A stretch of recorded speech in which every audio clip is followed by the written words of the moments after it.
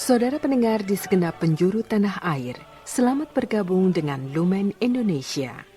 Lumen Indonesia siap melayani Anda setiap hari. Saudara terkasih, marilah kita bersatu dalam Tuhan kita Yesus Kristus yang tidak berubah dahulu, sekarang, dan selama-lamanya.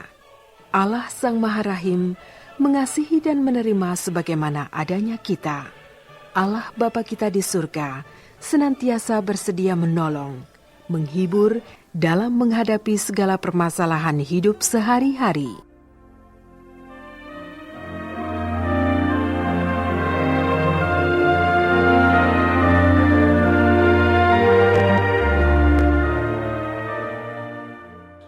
Saudara-saudari, marilah kita mendengarkan renungan dengan judul "Karena tidak berbuah harus ditebang".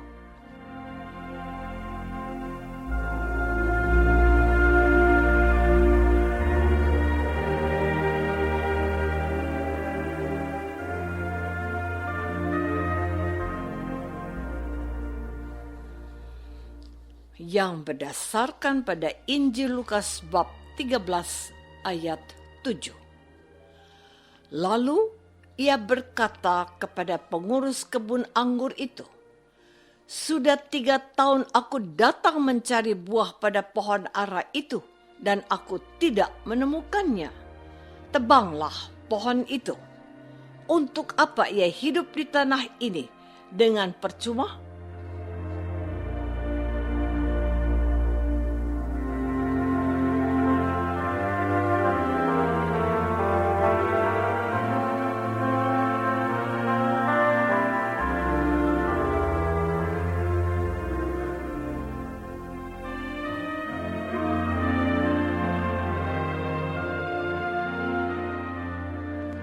Dalam nama Bapa dan Putra dan Roh Kudus.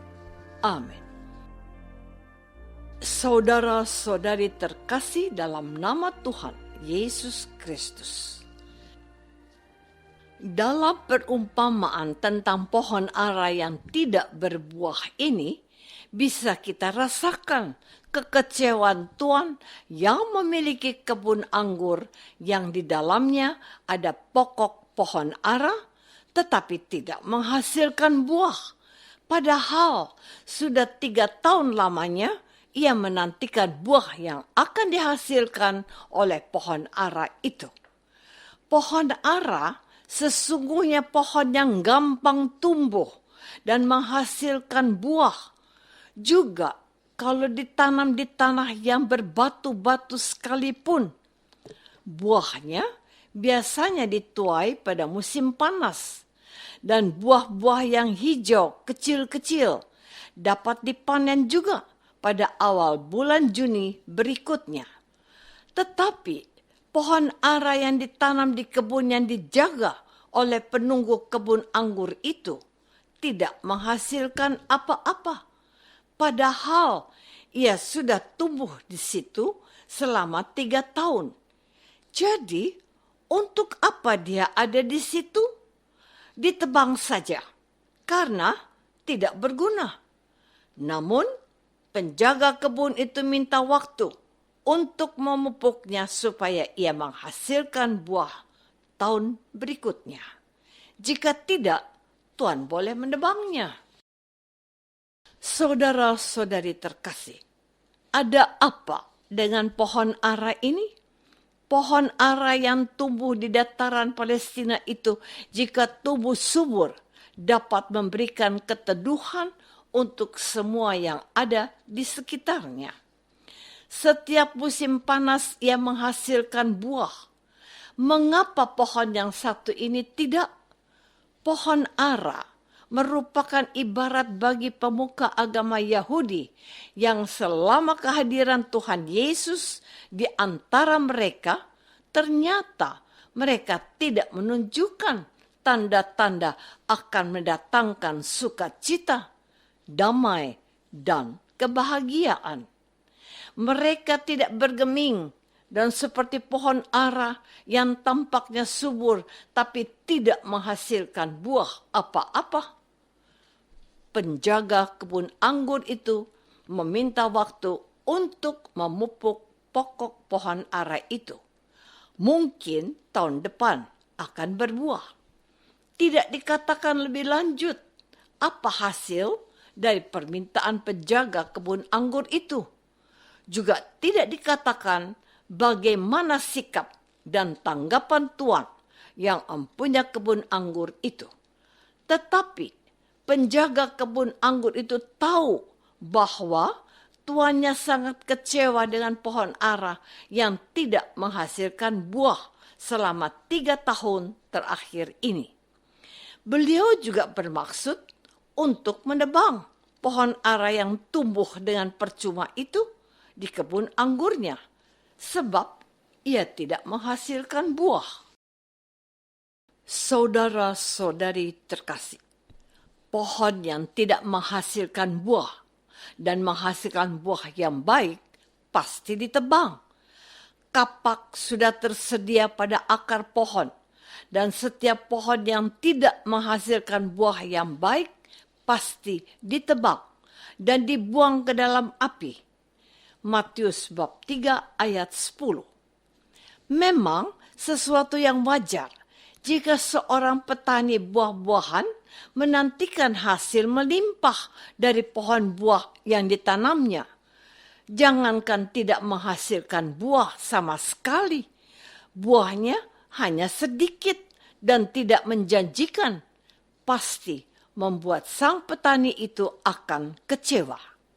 Puncak dari kekecewaan itu adalah pohon itu tidak menghasilkan apa-apa. Tambahan pula sudah 3 tahun tidak menghasilkan buah yang bisa dipetik. Gambaran pohon ara ini merupakan sindiran kepada para pemuka agama Yahudi. Orang-orang Farisi, ahli-ahli Taurat, dan kaum Saduki yang diberi kepercayaan untuk menuntun bangsa Israel untuk menjadi umat Yahweh yang taat dan setia. Namun sayangnya mereka bukannya mengejar dengan benar. Mereka justru mencari kemegahan mereka sendiri. Mereka minta pujian karena memamerkan kesalehan palsu dalam bentuk doa, sedekah, dan persembahan supaya dilihat orang. Mereka tidak peduli akan nasib masyarakat kebanyakan. Mereka juga tidak peduli dengan nasib orang-orang berdosa, orang-orang kusta, dan mereka yang terpinggirkan dari pergaulan umum. Orang-orang ini bahkan mempertanyakan kehadiran Yesus di antara orang-orang berdosa. Tetapi inilah jawaban Yesus. Bukan orang sehat yang membutuhkan tabib, melainkan orang yang sakit.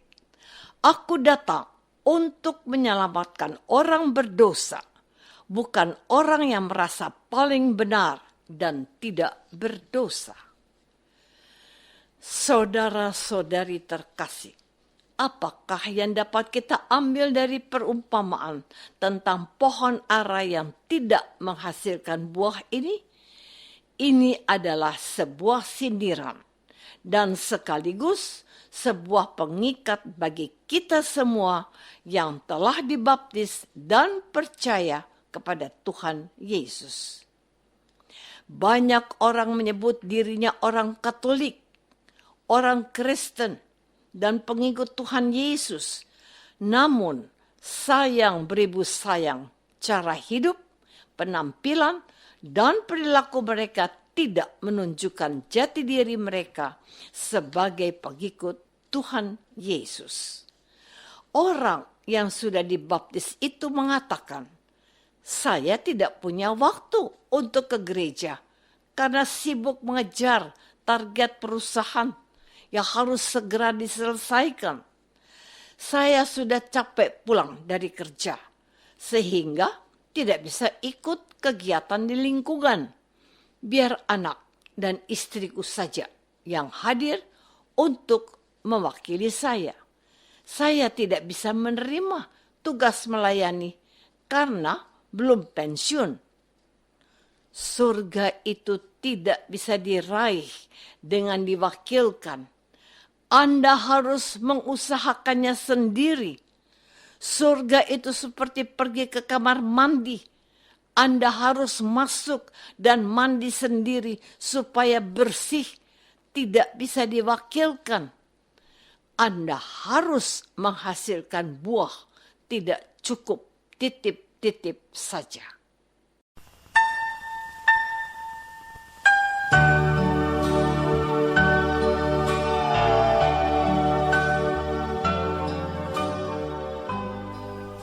Saudara terkasih, marilah kita masuk dalam saat hening sejenak untuk meresapkan renungan yang baru saja kita dengar bersama dalam kehidupan iman kita masing-masing.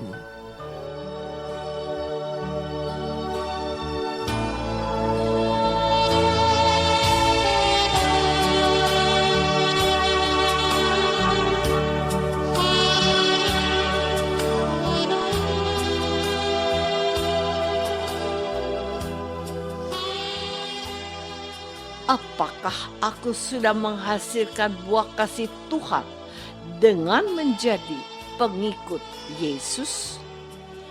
Marilah kita berdoa. Bapa yang Maha Baik, sadarkanlah kami untuk menjadi pengikut Yesus yang menghasilkan buah bagi kehidupan, menjadi terang dan garam dunia. Jauhkanlah kami dari kemalasan rohani demi Yesus Kristus, Tuhan dan pengantara kami. Amin. Semoga kita semua selalu dinaungi dan dibimbing oleh berkat Allah yang Maha Kuasa. Dalam nama Bapa dan Putra dan Roh Kudus. Amin.